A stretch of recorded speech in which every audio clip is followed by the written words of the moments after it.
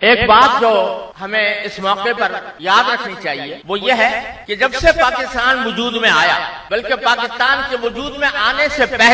پہلے ہی سے اس کے خلاف ایک پروپیگنڈے کی مہم شروع ہو گئی تھی۔ جب پاکستان بننے جا رہا تھا تو پہلے تو اس کے خلاف پروپیگنڈے کی مہم فکری اعتبار سے بھی شروع کی گئی، اور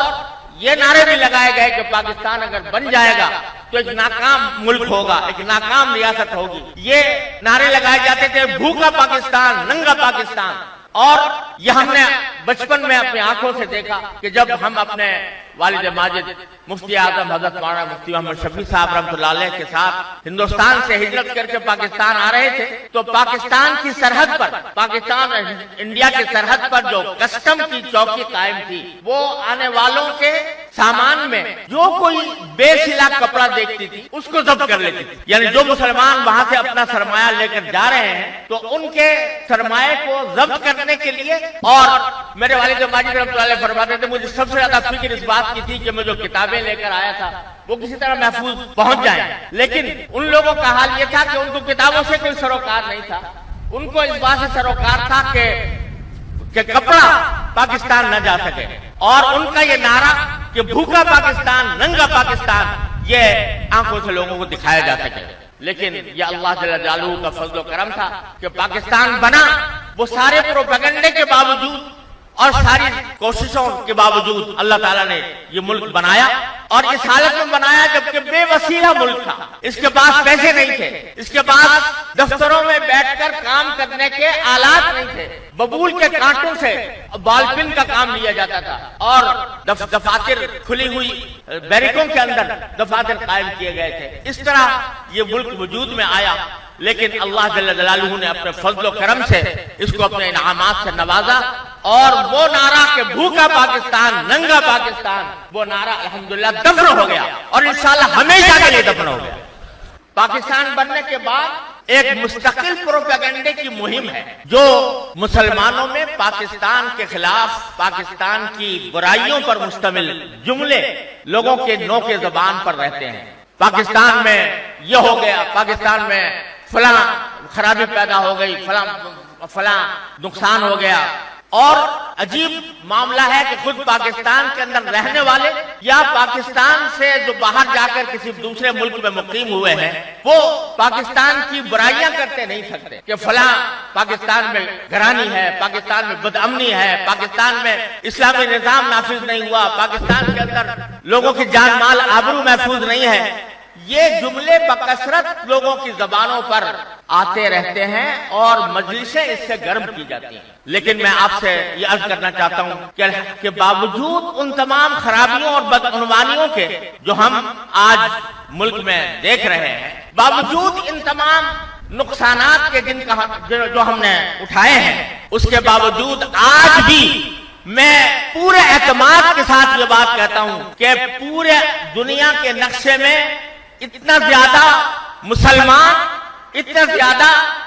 مستحکم اور اتنا زیادہ مفید ملک مسلمانوں کے لیے کوئی اور نہیں ہے جتنا پاکستان۔ الحمدللہ میں نے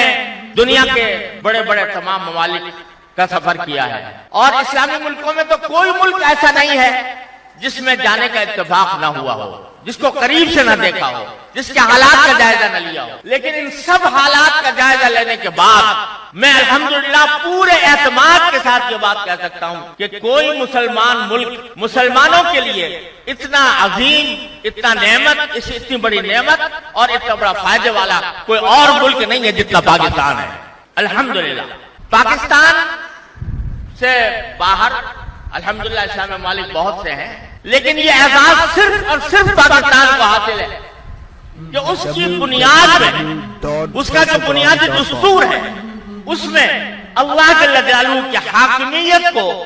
اپنے دستور کا سب سے بنیادی پتھر قرار دیا۔ یہ بات آپ کو تمام مسلمان ممالک میں سے کسی ملک میں نہیں ملے گی، یہاں تک کہ سعودی عرب میں بھی چونکہ کوئی دستور نہیں ہے، لہذا اس کے اندر بھی یہ اس تصریح کے ساتھ یہ بات موجود نہیں ہے کہ حاکمیت اعلیٰ اللہ تبارک و تعالیٰ کو حاصل ہے، اور اس ملک میں جو حکومت کو قائم ہوگی وہ اللہ تبارک و تعالیٰ کی حاکمیت کے اقرار کے ماتحت، اللہ تعالیٰ کی حاکمیت کے اعتراف کے ماتحت اور اسی کے احکام کے ماتحت قائم ہوگی۔ یہ اعزاز اور کسی ملک کو حاصل نہیں جتنا اللہ تبارک و تعالیٰ نے اس ملک کو عطا فرمایا۔ یہ اعزاز بھی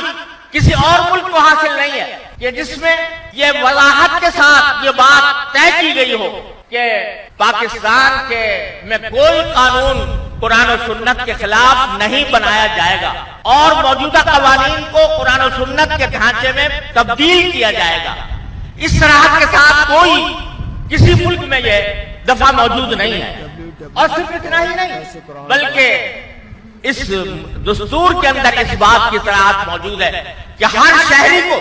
یہاں قاتل ہے کہ وہ اگر کسی قانون کو قرآن و سنت کے خلاف دیکھے تو وہ عدالت کے ذریعے اس کو ختم کرائے اور اس کی جگہ اسلامی قانون کو لانے کا دعویٰ کرے، اور عدالت اگر اس کے دعوے کو قبول کرے تو عدالت کو یہ اختیار حاصل ہے کہ قانون کو فسخ کر دے اور منسوخ کر کے اس کی جگہ اسلامی قانون کو نافذ کرنے کا حکم جاری کرے۔ افسوس ہے کہ اس عظیم دفعہ کو جو پاکستان کے دستور میں موجود ہے، حکومت اور عوام، اور میں کہوں گا کہ افسوس ہے کہ